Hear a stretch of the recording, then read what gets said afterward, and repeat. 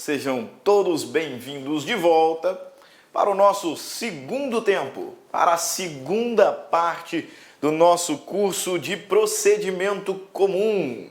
É isso aí. Na aula passada, nós começamos o estudo do procedimento comum, identificando aqui alguns conceitos essenciais, como jurisdição, processo, procedimento. Fizemos a diferença de processo e procedimento e ainda completamos essa introdução, identificando o que efetivamente foi alterado com o advento do Código de Processo Civil de 2015.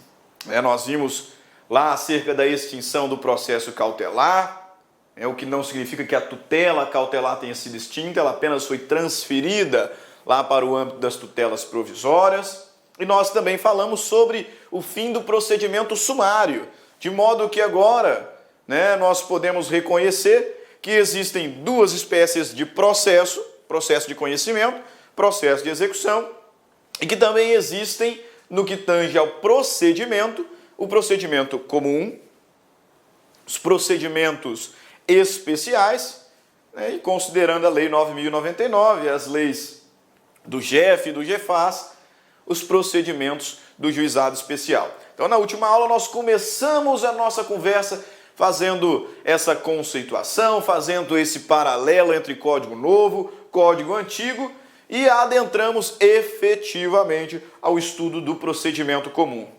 Começando pelo começo, começando pelo início. Isso mesmo, começando pela petição inicial. Petição inicial que é o primeiro ato do processo, o instrumento por meio do qual o autor provoca a atuação jurisdicional. Okay? E aí, no que tange a petição inicial, nós verificamos que ela é um pressuposto de existência, porque só tem processo se tiver petição inicial, mas que ela também é um pressuposto de validade. Isso porque ela tem que preencher ali os requisitos, as formalidades do artigo 319, para que esse processo comece a se desenvolver de uma forma adequada, de uma forma válida. Então, a petição inicial ela é um pressuposto de existência e também um pressuposto de validade. Ela precisa preencher os requisitos lá estipulados no artigo 319 e também, precisa conter os documentos essenciais, de acordo com o texto do artigo 320. Eu apenas faço nota aqui que na sua petição inicial o autor pode pleitear alguma tutela provisória. E aí no desenho do novo Código de Processo Civil, nós já comentávamos que essa tutela provisória, ela pode ser uma tutela de urgência ou de evidência. E essa tutela de urgência pode ser antecipatória ou cautelar. Que é que foi parar a tutela cautelar, haja vista não termos mais o processo cautelar. Ok? Então, somente essa observação. Petição, pressuposto de existência, pressuposto de validade. Precisa preencher os requisitos do 319, do 320. Fez isso? Porque agora é a hora do juiz. Agora é a hora do juiz se manifestar.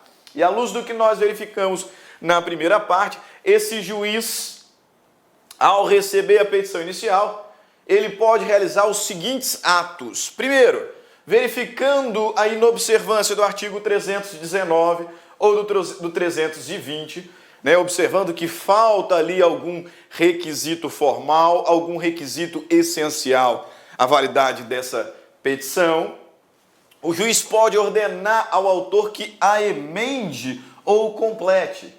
Então, esse é o primeiro ato que o juiz pode realizar, intimar o autor para emendar ou completar a inicial, à luz do artigo 321 do novo CPC. Perfeito? Ok. Mas o juiz também pode indeferir a petição inicial, com fundamento lá no artigo 330, melhor dizendo.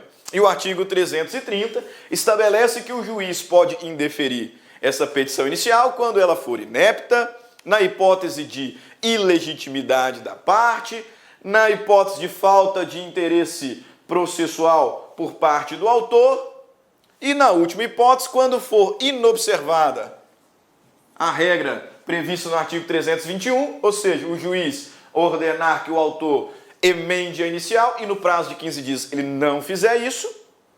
E também no artigo 106, do CPC, naquelas causas em que o advogado atuar em causa própria. Quando o advogado atuar em causa própria, diz o artigo 106 que ele tem que cumprir com alguns requisitos, indicar o endereço, indicar o número da sua inscrição na ordem, indicar a sociedade de advogados a qual ele faz parte, e se ele não fizer isso, o juiz dará um prazo de 5 dias para suprir essa omissão, e se essa omissão não for suprida, taca-lhe pau, e indefere a petição inicial.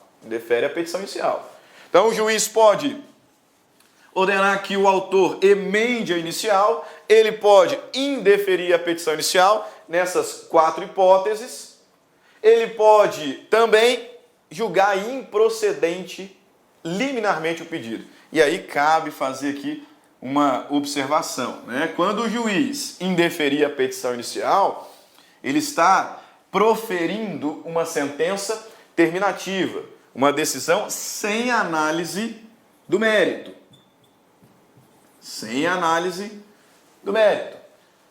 Na hipótese em que ele julga improcedente liminarmente o pedido, ele está julgando o mérito. Ele está efetivamente proferindo uma decisão de mérito.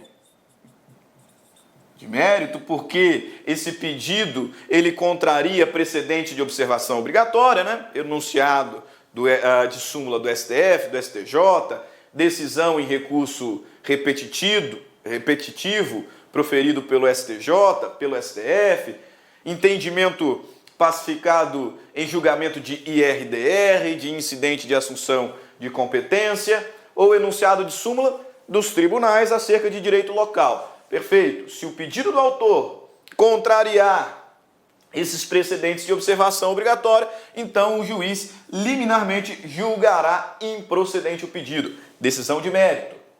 Além dos precedentes obrigatórios, o juiz também pode improceder liminarmente o pedido quando ele constatar desde logo a prescrição ou decadência.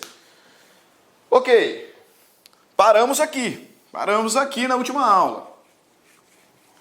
Mas você imagina o seguinte, o juiz ordenou ao advogado, ao autor, melhor dizendo, que ele emendasse a inicial. E no prazo de 15 dias, ele foi lá e fez isso. Emendou, deixou perfeitinha. Do jeito que a regra manda. Artigo 319, artigo 320. Ou, desde logo, a petição sempre esteve adequada. Então, não é caso de indeferimento da petição inicial. E o pedido ele não contradiz precedente obrigatório e também não há nem prescrição nem decadência no caso concreto. Perfeito. Se não é nenhuma dessas 3 hipóteses, o que o juiz fará? Qual será o ato realizado por esse juiz agora? Acertou na mosca. Na mosca, é isso mesmo. O juiz mandará citar o réu. E é aqui que nós começamos efetivamente esse segundo bloco, com a citação.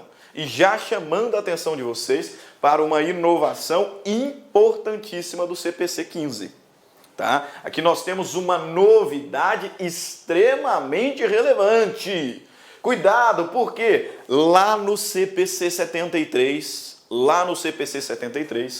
o juiz ordenava a citação do réu para ele integrar o processo e neste ato intimava o réu para contestar. É isso aí. Lá no CPC 73, o réu era citado para integrar o processo e intimado para contestar. Agora não é mais assim. Essa não é a regra do procedimento comum à luz do Código vigente Por que que essa não é a regra? Porque você sabe que o CPC 15 trouxe uma novidade aqui para o procedimento comum. Isso mesmo, a existência de uma audiência preliminar, de conciliação ou mediação. Então agora, na vigência do CPC 15, o réu ele será citado para integrar o processo e neste ato intimado para comparecer em audiência. Viu só como é que a mudança é significativa? Esse réu ele será citado e intimado para comparecer em audiência. E não mais para contestar de logo. Não, citado e intimado para comparecer em audiência. Interpretação que extraímos lá do artigo 334 do Código de Processo Civil, que diz o seguinte, confere aí na tela: se a petição inicial preencher os requisitos essenciais e não for caso de improcedência liminar do pedido, então se a petição preencher os requisitos essenciais, não é caso de indeferimento da petição inicial.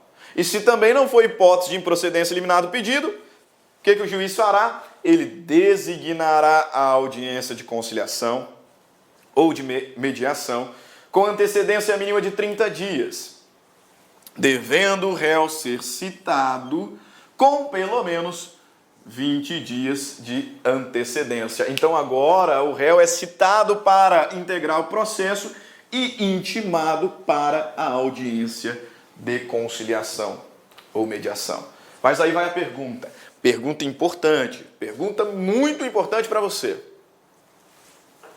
Essa audiência, ela é obrigatória? Essa audiência, ela sempre acontecerá? Ou existe alguma hipótese de dispensa? Ou existe alguma hipótese em que essa audiência será dispensada? E aí? Pessoal, isso aqui tem sido muito cobrado em prova de concurso. Muito cobrado em prova de concurso. Por quê? Porque a regra agora é a da realização da audiência. Só que essa regra comporta exceções. Nós temos duas exceções aqui. Duas hipóteses em que a audiência não será realizada. Parágrafo 4º do artigo 334 do Código de Processo Civil. Esse artigo aqui tem que ser marcado de rosa-choque, porque isso cai demais. Artigo 334, parágrafo 4º do novo CPC, que diz o seguinte: a audiência de conciliação ou mediação não será realizada se ambas as partes manifestarem expressamente desinteresse na composição consensual, ou 2, nos processos em que não se admitir a autocomposição.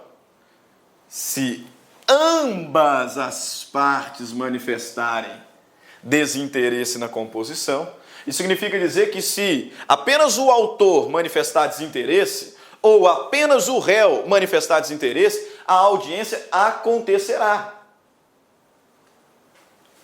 Atenção à técnica, atenção à hermenêutica. O texto diz que se ambas as partes manifestarem desinteresse na composição, aí sim a audiência pode ser dispensada. Então não cai em pegadinha besta.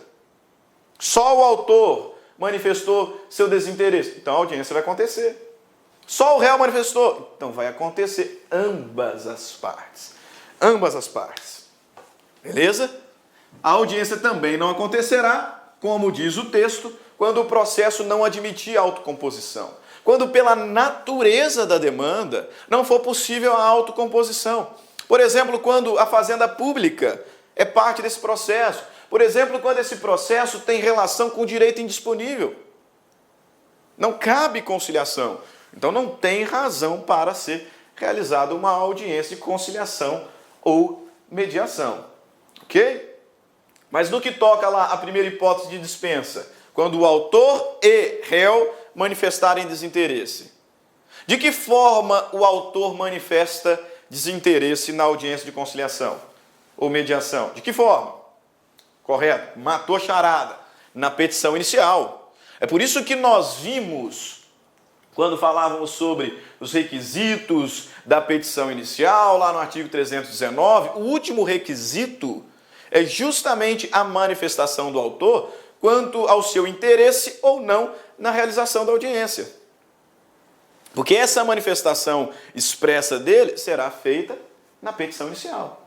Tudo bem, o autor ele manifestará na petição inicial, só que o réu ele foi citado para a audiência, ele não foi citado para contestar e nem citado citado e intimado para se manifestar acerca da audiência. Foi isso. De que forma que o réu vai manifestar o seu desinteresse na realização desta audiência de conciliação ou mediação? Quer uma resposta simples? Bem simples? Ok. Petição simples. Basta o réu protocolar uma petição simples, manifestando o seu desinteresse na realização da audiência. É o que o texto do artigo 334, parágrafo 5º, nos revela.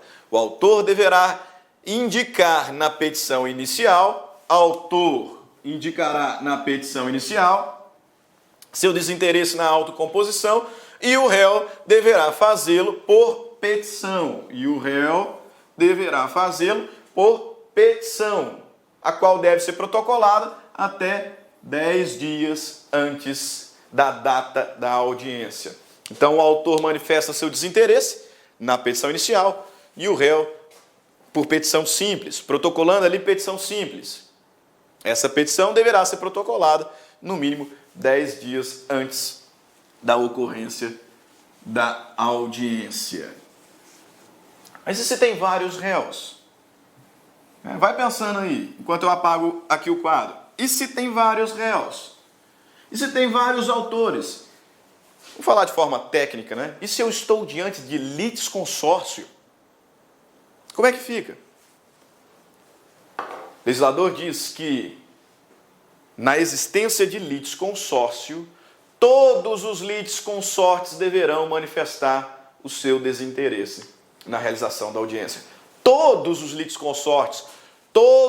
litisconsortes deverão manifestar seu desinteresse na realização da audiência.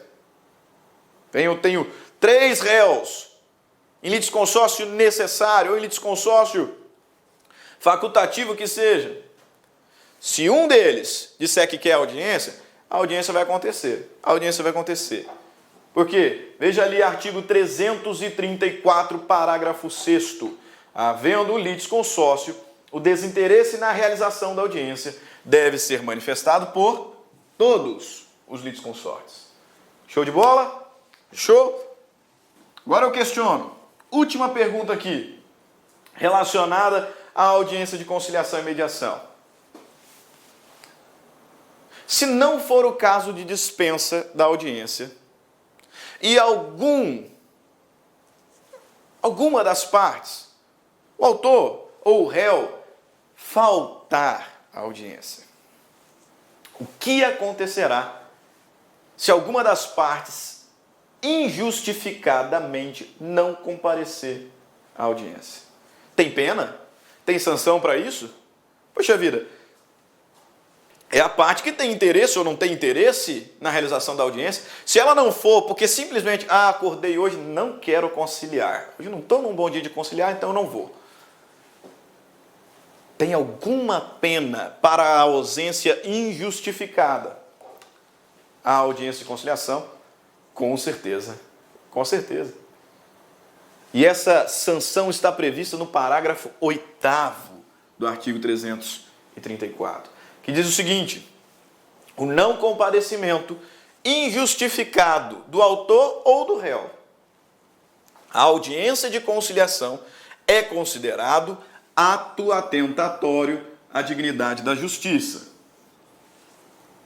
Então, se eu faltar injustificadamente à audiência de conciliação ou mediação, ato atentatório à dignidade da justiça, sendo sancionado com multa de até 2% do valor da causa, ou da vantagem pretendida. 2%, eu não falei 1, eu não falei meio, eu não falei 3 nem 10. 2%. 2%. E, por favor, tem alguns números que nós precisamos gravar. E esse é o caso. Já vi alguns concursos falarem 1%, meio por cento, 3%. Não, 2%. Se autor ou réu injustificadamente faltar à audiência de conciliação, ele está cometendo ato atentatório à dignidade da justiça e, por consequência disso, será sancionado, tá? Com multa até 2% do valor da causa ou da vantagem econômica pretendida. Quem fica com a multa? Isso é simples, né? Se o autor faltar, o réu fica com o valor da multa. Se o réu faltar, o autor fica com o valor da multa. E assim você erra. E assim você acabou de não ser aprovado. Atenção, se liga aqui. Se autor ou réu se ausentar injustificadamente, comete ato atentatório à dignidade da justiça, podendo ser sancionado com multa de até 2% do valor da causa. E essa multa será revertida à União. Você acha que ele não ia querer? Ou ao Estado. Essa multa será revertida à União ou ao Estado. Belezinha? Então veja lá, como é que isso já foi cobrado em prova. E você, meu aluno, não errará essa questão, hein? Não errará essa questão. Mamãozinha com açúcar. Olha ali, Banca VUNESP. Prova para procurador municipal da cidade de Alumínio, em São Paulo. Tem um grande amigo que nasceu em Alumínio. Olha o que diz a banca. Janaína propôs ação declaratória contra o Banco Nunes S.A. Em sua petição inicial, esclareceu que não tinha interesse na realização da audiência de conciliação ou de mediação. Nessa situação é correto afirmar: se o banco réu optar pela realização da audiência, o juiz, diante da manifestação da autora, deverá desmarcar a audiência. É isso? Lógico que não. Precisa da manifestação de ambos. Ambos têm que se manifestar expressamente quanto à renúncia à realização da audiência, quanto ao desinteresse na realização da audiência. Se um quiser, tem audiência. Então está errado. B. Caso houvesse litisconsórcio, o desinteresse na realização da audiência deve ser manifestado por todos os litisconsortes. X da questão. Se tem litisconsórcio, todos os litisconsortes têm que manifestar seu desinteresse na realização da audiência. X da questão. C. No mesmo processo só pode ser realizada uma sessão de mediação ou conciliação. Não. Quantas forem necessárias. E olha a pegadinha que eu disse. Caso seja designada a audiência de mediação ou conciliação e Janaína não compareça, tal ausência será considerada ato atentatório à dignidade da justiça. Até aí, perfeito. O erro vem agora, com aplicação de multa de até 1% do valor da causa. Até 2% do valor da causa. Prova da Defensoria Pública do Espírito Santo, meu saudoso Espírito Santo. Sou nascido na cidade de Barra de São Francisco, sou capixaba.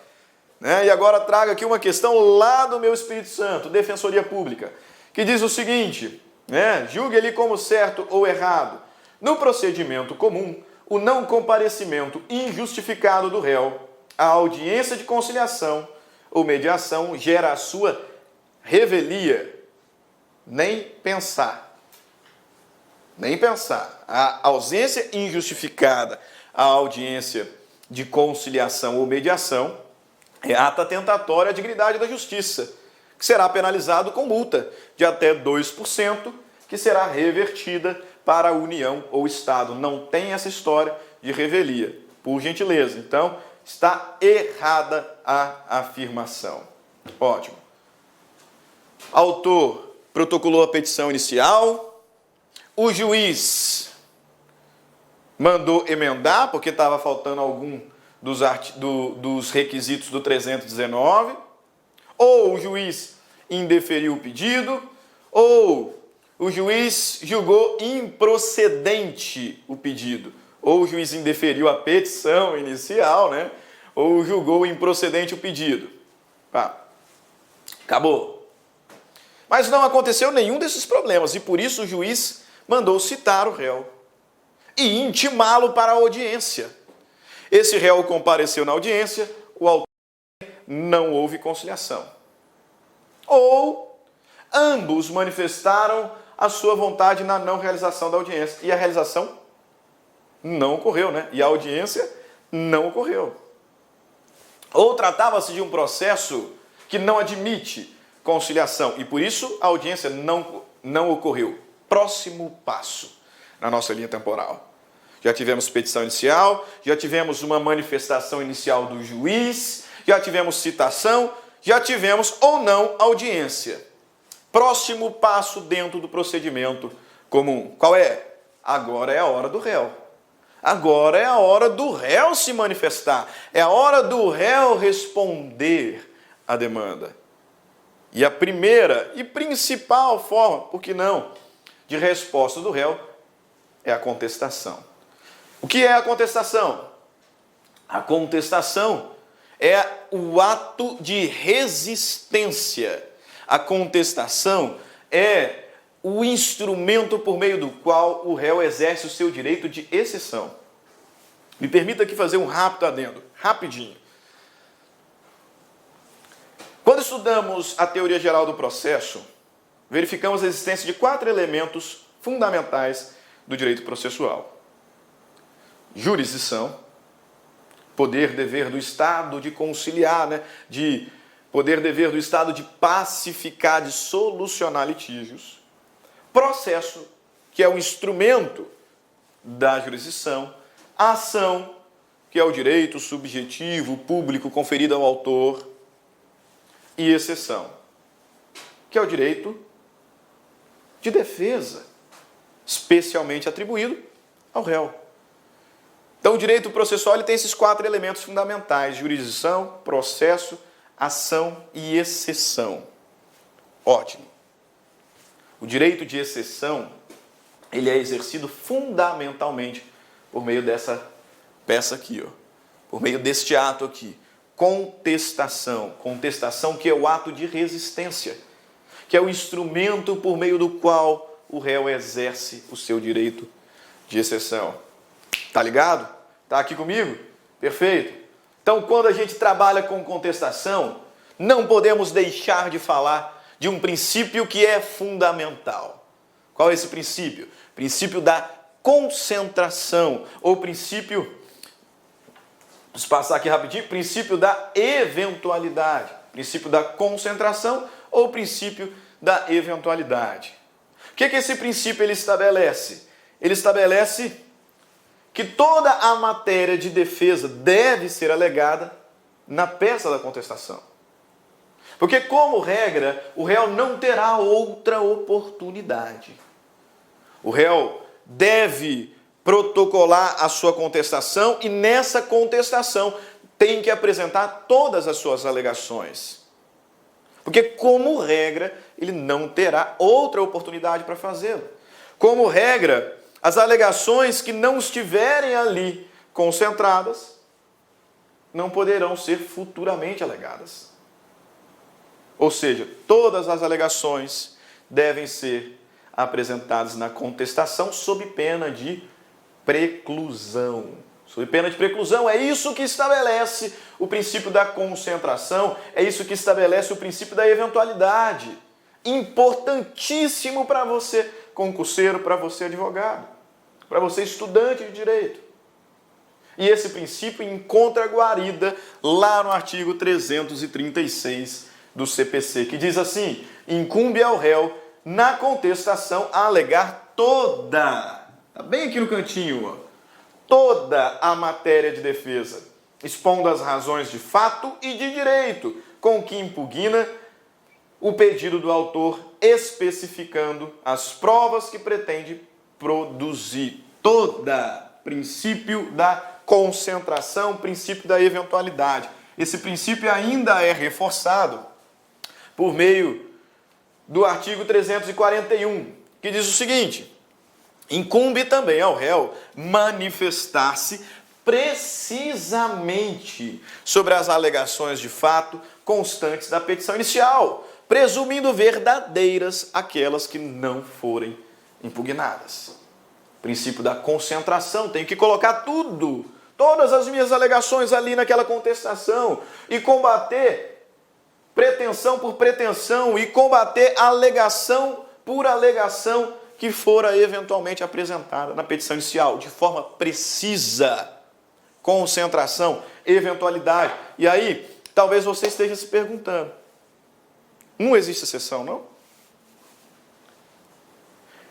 Professor, existe alguma possibilidade desse réu apresentar futuramente alguma alegação? Pelo princípio da concentração, tudo tem que estar aqui, na contestação. Mas se eventualmente ele se esqueceu de algo, existe a possibilidade do réu fazer alguma alegação em momento futuro? É lógico que existe. Toda regra tem a sua exceção. E aqui não é diferente. Aqui não é diferente. A regra geral é a da concentração. Só que a própria lei expressamente admite em algumas situações que o réu apresente alegações em momento futuro, sem sofrer as consequências, portanto, da preclusão. Quais são essas hipóteses? Confira comigo o artigo 342 do CPC, que diz o seguinte: depois da contestação, só é lícito ao réu deduzir novas alegações quando, três hipóteses, quando relativas a direito ou fato superveniente. Direito ou fato novo. Não existia naquela época. Então como é que eu ia alegar? Não tem bola de cristal. Se é fato novo, se é direito novo, se é fato superveniente, então eu posso alegar. É evidente que eu posso. 2. Quando competir ao juiz conhecê-la de ofício. Pessoal, esse aqui é importante, hein? Esse aqui é muito importante, muito importante. Tá comigo? Tá comigo? Esse inciso é extremamente relevante. O legislador está dizendo que naquelas matérias, ou melhor, aquelas matérias que o juiz possa reconhecer de ofício, se ele não reconhecer e se o réu não alegar na contestação, lá na frente o réu pode alegar. As matérias que podem ser reconhecidas de ofício pelo juiz podem também ser alegadas pelo réu na contestação e também em momento futuro. Por que isso, professor? Porque se o juiz pode reconhecer de ofício, tratam-se de matérias de ordem pública. E as matérias de ordem pública, elas podem ser alegadas a qualquer momento e em qualquer instância, qualquer grau de jurisdição. Tem lá um adendo com relação a recurso extraordinário e especial. Não é o caso de falarmos agora. Mas matéria de ordem pública, o juiz pode reconhecer de ofício e a qualquer momento a parte pode suscitar. Então esse inciso aqui é extremamente relevante. Depois da contestação, só é lícito ao réu deduzir novas alegações quando relativas a direito ou fato superveniente. 2. Quando competir ao juiz conhecer delas de ofício. Por quê? Porque são matérias de ordem pública. Matérias de ordem pública. Por fim, o réu também poderá alegar em momento futuro, depois da contestação, quando a lei expressamente autorizar. Por expressa autorização, puderem ser formuladas em qualquer tempo ou grau de jurisdição. Só o inciso terceiro, o inciso segundo não é a mesma coisa? Não. Se o juiz pode reconhecer de ofício, porque é matéria pública, matéria de ordem pública, e como matéria de ordem pública pode ser suscitada a qualquer tempo e grau de jurisdição, uma coisa. Agora, existem algumas permissões legais de alegações que o réu pode fazer a qualquer momento, qualquer grau de jurisdição, mas que o juiz não pode reconhecer de ofício. Então é disso que o inciso terceiro está falando. Daquelas hipóteses que o juiz não pode reconhecer de ofício, mas que por expressa previsão da lei, o réu pode alegar a qualquer momento ou grau de jurisdição. Dê algum exemplo, professor? Algum exemplo, sim. Com certeza. decadência convencional. A decadência convencional não pode ser alegada de ofício, não pode ser, melhor dizendo, reconhecida de ofício pelo juiz, mas pode ser alegada a qualquer tempo e grau de jurisdição pelo réu. Então, é também exceção ao princípio da concentração. Voltemos aqui um pouquinho, né? Você percebeu que eu pulei um slide, então voltemos aqui, né? Não quebrei o nosso raciocínio naquela hora, mas é importante trabalhar agora esse ponto. Qual é o prazo da contestação? Eita, perguntinha fácil, hein? Sonho de todo concurseiro. Qual é o prazo de contestação? É óbvio, professor, 15 dias. Beleza, você está certinho. Absolutamente certo. Chegar aqui um pouquinho mais perto. Quando é que esse prazo começa? O prazo é de 15 dias. Cá para nós, essa pergunta é muito fácil. Quando é que esse prazo começa? Porque antigamente o réu ele era citado para integrar o processo e intimado para contestar. Agora ele é citado para integrar o processo e intimado para comparecer em audiência. E ainda existe a possibilidade da audiência não ocorrer porque ambas as partes dispensaram expressamente ou porque o processo não admite conciliação. E aí, quando é que começa o prazo de 15 dias para contestar? Vem comigo, vem para a lei, porque a lei aqui é clara. Artigo 335 do CPC, artigo importante. Vale a pena marcar de rosa-choque aí no seu vadimécum. Artigo 335. O prazo de 15 dias para contestar começa a contar da data da audiência de conciliação. Da audiência de conciliação ou de mediação, ou da última sessão da conciliação, que podem ter várias sessões, quando qualquer da parte não comparecer ou comparecendo, não houver composição. Então o prazo começa a contar da data da audiência, tá? Quando ela não acontecer porque alguém faltou, ou quando acontecendo, não tenha havido autocomposição. Então, daquela data, conta aí 15 dias úteis para a contestação. Ok? Primeira hipótese. Mas e se essa audiência não acontecer por manifestação de ambas as partes? O autor manifestou seu desinteresse na petição inicial e o réu, agora, com 10 dias de antecedência no mínimo, protocolou sua petição manifestando também seu desinteresse na audiência de conciliação. Quando é que começa a correr esse prazo de 15 dias para contestar? Inciso 2º.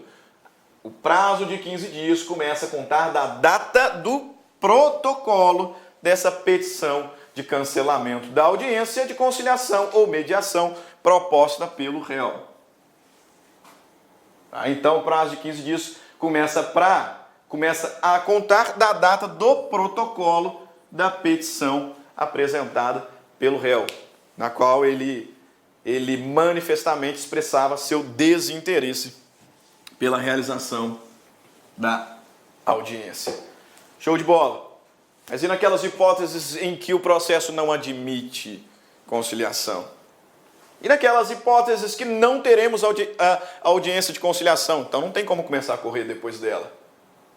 Mas nós não teremos, não é porque as partes renunciaram, porque as partes expressamente desistiram. Porque senão começaria a contar do protocolo da petição de cancelamento apresentada pelo réu. Não, a audiência não acontecerá porque o processo não admite, por sua natureza. E aí? Aí eu vou para a regra.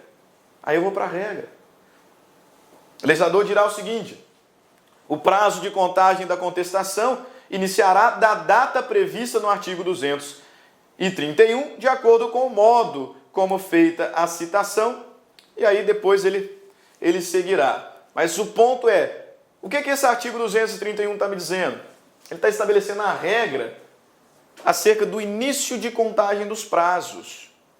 E essa regra estabelece o seguinte, que os prazos eles começam a contar do aviso de recebimento, do AR, no caso de citação, intimação, né, por correio, da data de juntada do mandado cumprido ou do término do prazo do edital. Se não aconteceu a audiência, se não for o caso né, de desistência expressa, né, pelas partes, por ambas as partes, com relação à realização da audiência. Melhor dizendo, né, de desinteresse pela realização da audiência. Se não for nem esse caso, nem esse, mas se um caso em que a audiência não é admitida em razão da natureza do processo, então o prazo para contestar se iniciará nos termos do artigo 231, da data de juntada do aviso de recebimento, do AR, da data de juntada do mandado cumprido ou do fim do prazo do edital. Beleza? Ótimo. Já falamos do princípio da concentração, falamos da sua exceção. Agora, um pouquinho sobre as espécies de defesa. Existem algumas espécies de defesa. Nós temos a defesa processual e a defesa de mérito. São duas.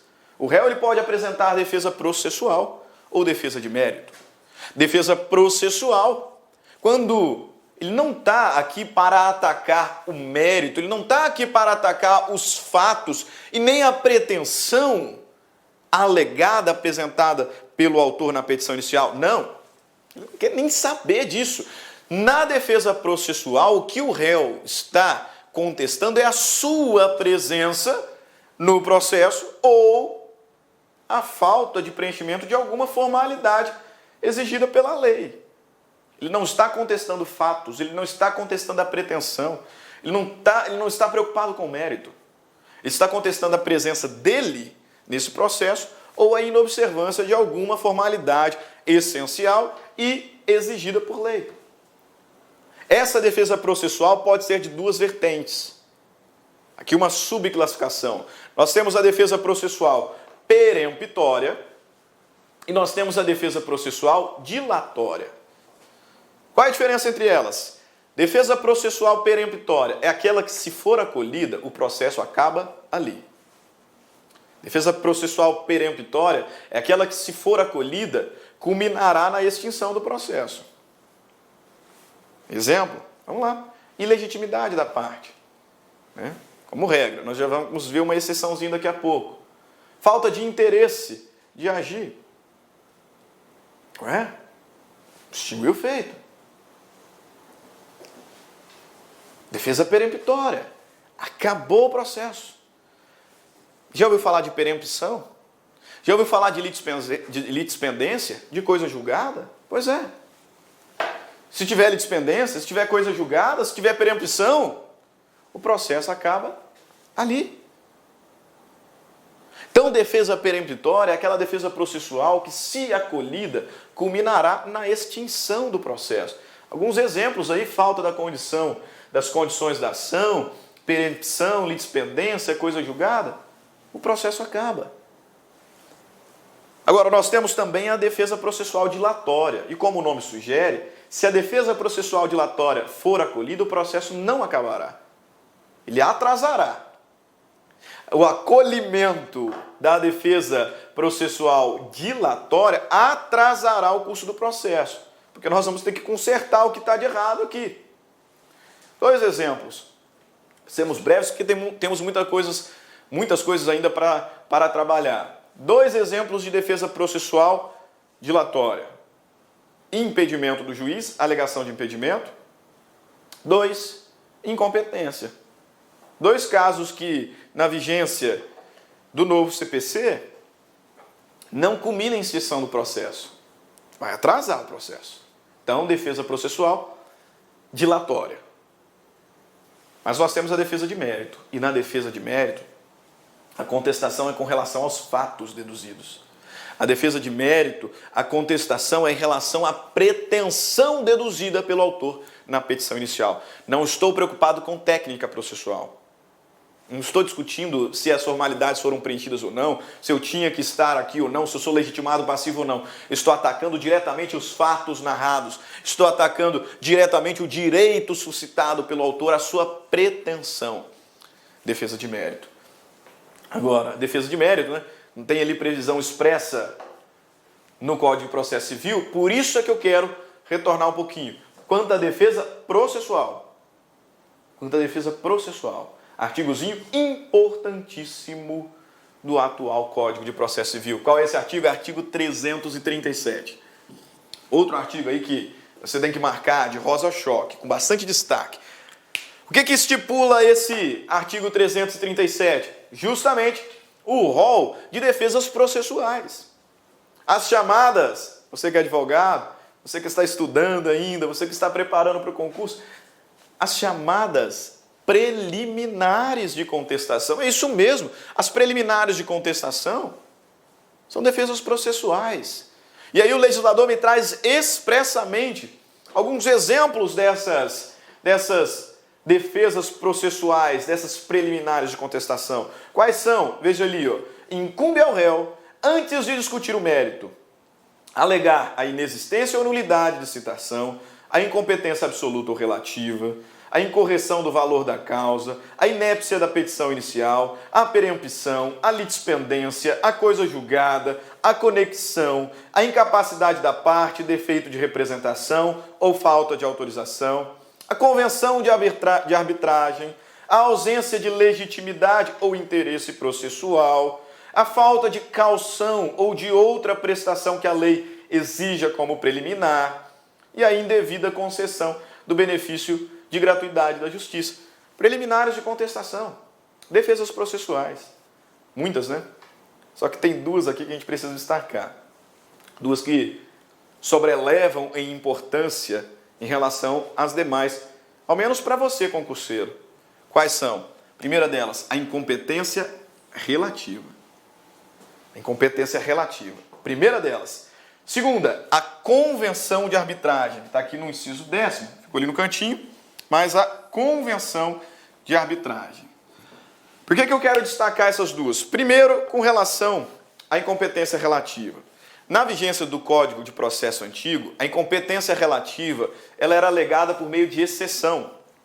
Uma peça, exceção de incompetência relativa. No novo CPC, não. No novo CPC, tanto a incompetência absoluta quanto a incompetência relativa são alegadas, devem ser alegadas em preliminar de contestação. Pegou? Então, cuidado, pegadinha famosa. Cai na sua prova que a incompetência relativa deve ser alegada por meio de exceção. Não, senhor. Não, senhor. Dá um tapa na prova. Essa aqui eu sei. Agora, tanto a incompetência absoluta quanto a incompetência relativa devem ser alegadas em preliminar de contestação. Só que tem um detalhe. A incompetência absoluta, se eu não alegar, como é uma matéria que o juiz pode reconhecer de ofício, né? Estou aqui diante de uma exceção ao princípio da concentração. Posso alegar em qualquer momento. Posso alegar em momento futuro. A incompetência absoluta. Porque a incompetência relativa você não pode. A incompetência relativa você só pode alegar em sede de preliminar de contestação. Se você não alegar em preliminar de contestação a incompetência relativa, ela não pode ser acolhida, ela não pode ser reconhecida de ofício pelo juiz. De modo que, considerando o princípio da concentração, precluiu. Já era, prorrogou-se a competência daquele juízo que originariamente era incompetente. Pegou? Captou a mensagem? A incompetência relativa ela deve ser alegada na contestação. E somente na contestação. Princípio da concentração. Não posso alegar futuramente. E no mesmo sentido, é a alegação de existência de convenção arbitral. Por isso que eu destaquei as duas. A convenção arbitral também não pode ser reconhecida de ofício pelo juiz. Por consequência, eu tenho que alegá-la na minha contestação. Princípio da concentração, da eventualidade. Se eu não alegar a existência de convenção arbitral aqui na minha contestação, significa que eu aceito a atividade jurisdicional. Pegou a mensagem? É isso aí. Competência relativa e convenção de arbitragem devem ser alegadas em sede de contestação. E só contestação. Não terei oportunidade de alegar isso futuramente. Beleza? Show de bola? Então eu separei aqui alguns artigos que merecem ser destacados, alguns parágrafos, melhor dizendo, né? Lá do artigo 337, né? Separei aqui alguns parágrafos que merecem destaque. O artigo 337, por si só, já tem muito destaque. Você vai pegar seu canetão rosa, choque, e vai marcar incompetência relativa e a conversão de arbitragem. Porque essas duas só posso alegar em contestação. Beleza? Já fez isso? Já fez isso? Se não fez ainda, vai lá e faz, cara. Perca mais tempo, não. Só que também aqui no âmbito do artigo 337, vale a pena destacar alguns outros parágrafos. Né? Alguns parágrafos. Parágrafo 1º, 2º, 3º e 4º. Né? Não dá tempo de a gente ficar aqui lendo todos eles. Mas esses 4 primeiros parágrafos, eles dão uma verdadeira